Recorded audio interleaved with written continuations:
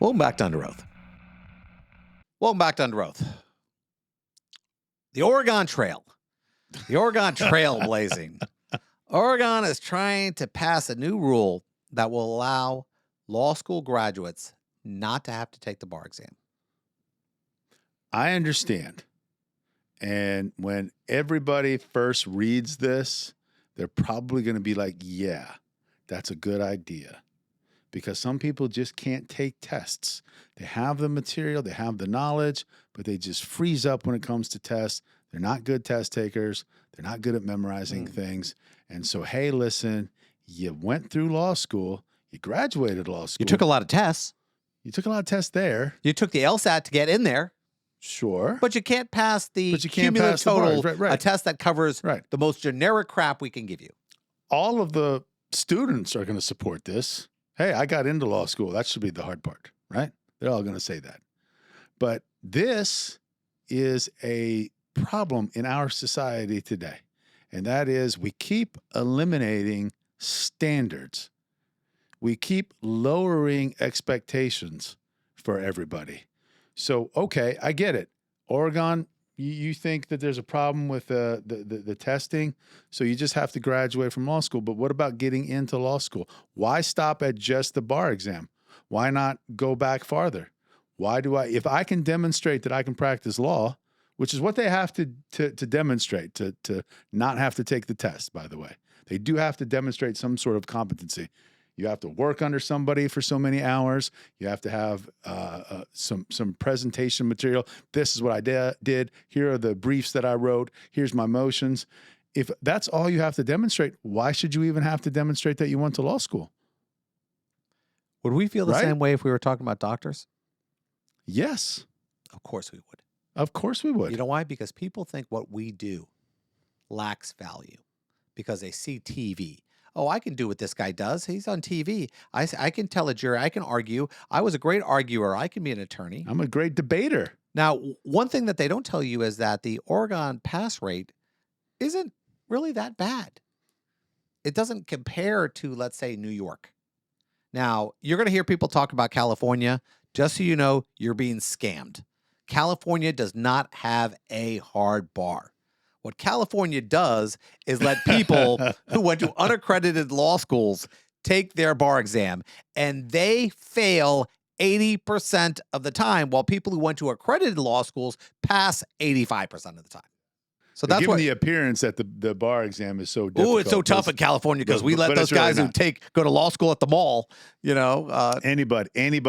Almost anybody can take the bar exam in California. 85% pass rate for people who went to accredited law schools. That means there's a group that accreditates law schools. And that's, I would say, 95% of all law schools in the country are accredited. The other 5% are set up as cash cows for people to pretend they're going to law school. If you look at the number of law degrees handed out, probably 90% of the law degrees handed out are handed out by those 5% of unaccredited law schools. Yeah.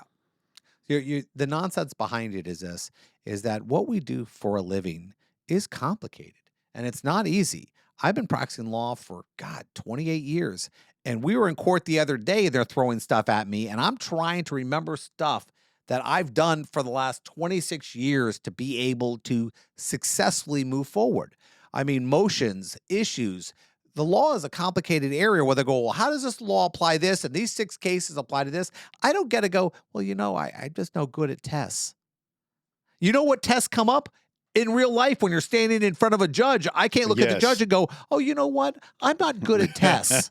That's the exact point I was going to make. You have to be able to think on your feet. You have to be able to think under pressure because that's your entire job, especially if you're doing trials, especially if you're doing motion work in front of the courts. I also have to have the emotional stability to be able to do this job. Because I can tell you this right now, nothing is worse. And the level of pressure you deal with. I do trials where I don't sleep for 5 days. I mean, for example, Craig and I tried a case a couple months ago. I was up all night doing a closing argument. It was 4 a.m. I was still in bed looking up at the thing, going through my motion. It was an hour and 10-minute closing. Now, the pressure of that with 6 people with objections, with somebody's life on the line, guess what? Strenuous. And if you can't handle that, don't do it. And there isn't an area of the law where it's like, oh, you know what? This is puppy and kitty videos. Or I get to sit there and have no emotional attachments.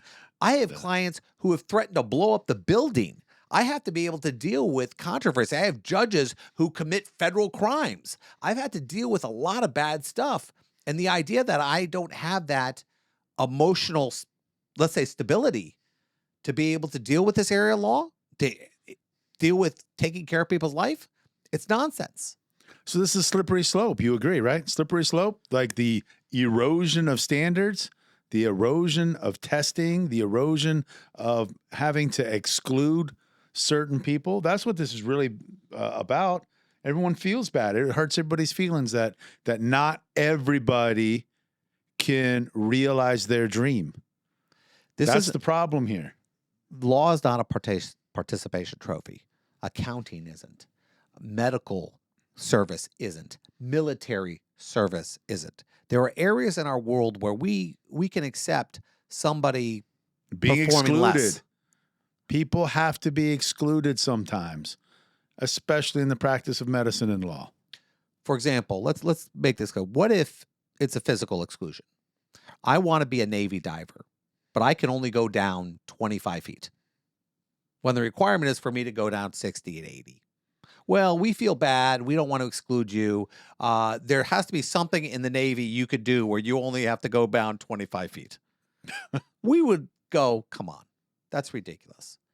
Now, for some reason, we've changed the standards of the way we do things. For some reason? Yeah, are you going to pretend like you don't know the reason? What the reason is we think by showing compassion, that's the answer. Be compassionate to people who won't be able to do something normally. And it's a mistake. Jeff, we're weak. Society is Conan. weak. People don't want to tell other people no. People don't want to give bad news. People don't want to say, you know what? You just can't handle it. Do something else. That's what we don't want to say because we know it's going to be hard for that person to accept. So we'd rather just change all of society so that we don't have to have that uncomfortable conversation with somebody that the truth is, this isn't your bag. This isn't what you're supposed to be doing. You're not good at it. Go do something else. In a trial, there's a winner and there's a loser. No matter what kind of trial, criminal, civil, immigration, somebody's going to win and somebody's going to lose. And the problem we have is I don't think people have been trained to do that. I was in a courtroom in outside of Georgia, and the attorney on the other side she looked like she was about 26. And we walked out and she was crying in the back room. And it was emotion. Nothing really happened. Nothing changed. It just allowed something to move forward. It was silly. And she came up to me and was so upset that I hurt her feelings. And I said, do you have a partner? Is there somebody who's at your office working with you on these to let you know that somebody's going to win or lose? And she goes, you weren't nice to me. And she was, and I didn't know how to help her. And I shouldn't want to help her because she's on the other side. But I genuinely, at that moment, I realized. You didn't say, here, can you cry into this cup? No. So I can drink your tears later? No. When I get back to the office? I didn't and tell do my that. client how I beat you like a baby seal? No? Okay. Now, when we start talking about people, now I've taken a lot of bar exams, and I have failed one. And I failed it. I missed a question. I know what I did. I didn't sit there for a year and go, what could I do? I studied again and I passed it the second time. I know the question, and it was an unfair question. It was a question meant to keep out-of-state people out of that bar. God forbid that these states should want to regulate the practice of law they were protected in their state and keep people like us. It was a trick. Of course. It was a trick. You should expect that. We weren't on a fair playing field as far as here's the information, study it, you'll be good. But I understood that, and I went back to take it. And yes, it was devastating. I felt bad. I studied for, God, 300 hours, and I took it again. Now, what does that 203 hours do for you too? It means that they put a challenge in front of you and you rose to it. The same way I would rise when it came to preparing for a case. If I walked into every case thinking, well, I'm only going to do what I can, but if I don't have the ability to be average, then what's the problem? 85% of the people pass almost every bar. That means 15% who some people have to take it 4 or 5 times. And maybe they just don't have the ability to do this. Yeah. So I don't know. And I think that's okay. Not everybody can be a lawyer. Not everybody can be a brain surgeon. What if you start telling society, oh, okay, in some states, we're just gonna make you pass a bar. And then how long before the other states are right behind that? How long? And then before you know it, well, just graduate from medical school. You don't need to pass any boards after medical school. And hey, you know what? While we're at it, we're just going to call you board certified just if you had 3 or more surgeries in that area. Florida now uses the word expert. Expert used to require you to have to take so many classes, try so many cases, and now it doesn't. Now it's a general term anybody can use who has any experience whatsoever. Now, if you are a citizen, you're looking for an attorney, and it says expert lawyer, you're going, why? I assume he's good. No, I'm just allowed to use it now. Now, there's a term called, and some people that might not know it, but my partner Craig does. It's called ineffective counsel. Ineffective assistance of counsel is, Yes. is the phrase. Exactly. Why do you say that? I know that in particular. Well, think about it this way. You're a lawyer. What happens when somebody makes that claim? Usually it's made in a criminal context when somebody gets convicted and the defense attorney either allowed in some kind of crazy evidence that he should objected to or failed to properly investigate the claim or something along the lines of malpractice. Something based on he wasn't good enough or did the right thing. Correct. Okay. Now, if I'm allowing a lot of attorneys, let's say 15%, 15% of the attorneys who are now practicing law in the state of Florida don't have the ability to be effective counsel. That means every criminal case where I had an attorney who is one of these 15%, that case can be overturned now. Oh, yeah. And all of them. All of them. So all 15%. Let's say it's 1,000 people taking the bar exam every 6 months, right? So what is that? 150 lawyers every 6 months? So 300 lawyers a year? How many cases do you handle? 15%. At least 5 a month? 15% of everyone convicted or pled to a crime now has that argument to make. Now, here's where it even gets cuter. Malpractice insurance. Imagine the malpractice insurance company going, we are only going to insure these people who pass a test. Yeah, and you can't blame them for that. I mean, why not? But will that stop people from hiring these lawyers, though? I didn't pass the bar exam. And in Oregon, do they have to disclose the fact that they didn't pass the bar exam to their potential clients? I would think that a minimum, they would have to disclose that fact to them. I want to know if my heart surgeon didn't pass all of the boards, and he just demonstrated knowledge of the general subject matter. See, an attorney can suck for 2 reasons. Number one, they just suck. They're incompetent. They're not smart. They're terrible people. And when I say terrible, I mean, I know the attorneys, the minute they walk in a room, I can look at somebody and go, you suck. Okay. That's because usually you can tell about 2 sentences into a deposition. And the second reason you could suck is you're an extremely competent guy, but you're lazy. Correct. You don't do the work. And those are the 2 categories of suck. Now, I could wear a nice suit and suck. I could be the smartest guy in the room and suck. But in the end, the one thing I can't get past is if I don't have that ability, no matter what effort I put into it, I'm going to be giving somebody substandard work. If I just don't have the ability, you can't fix that, no matter what effort I put in. How do we stop this? How do we make Oregon not do this? because the next state is what? Washington, right? It's California. Then California. Then will New York do this? No.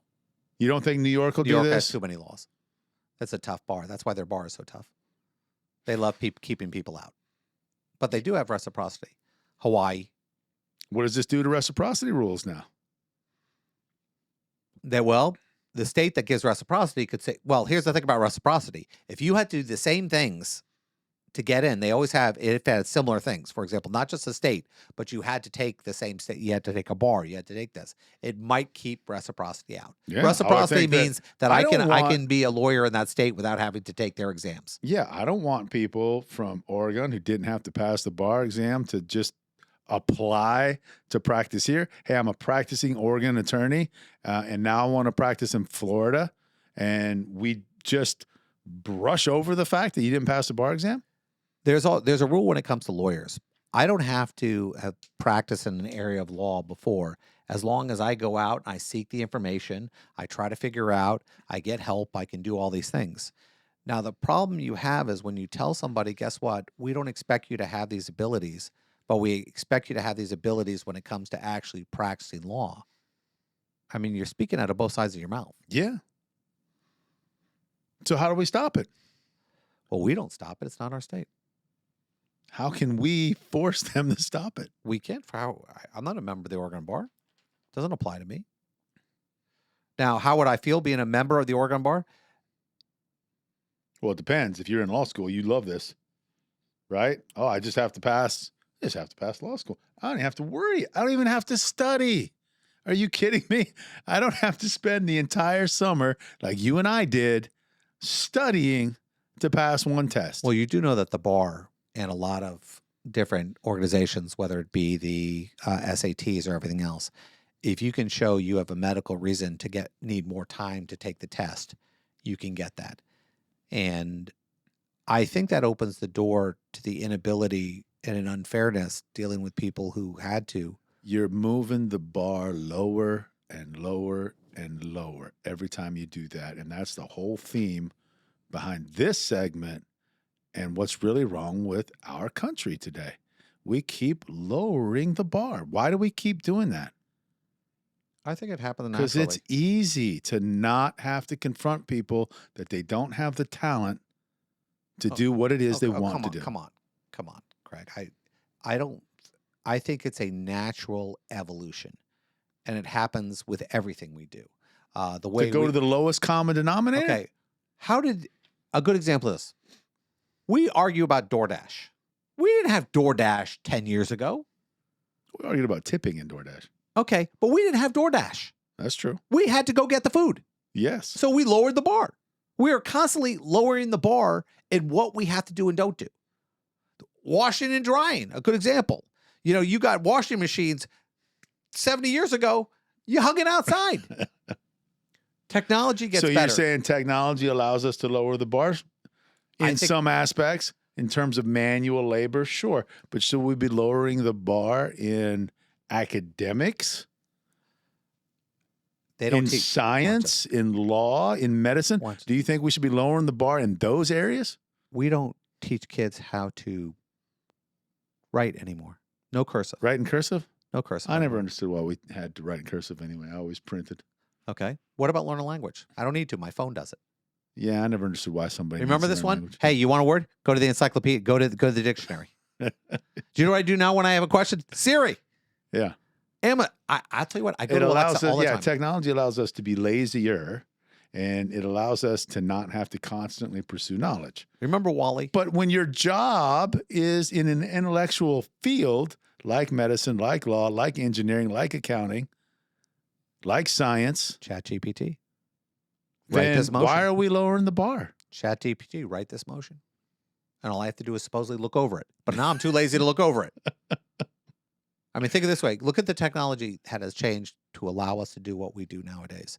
We're now doing... Well, now you make a good point. Look, if ChatGPT can pass the bar, why not let regular humans be able to practice law then? If ChatGPT could. World's changing.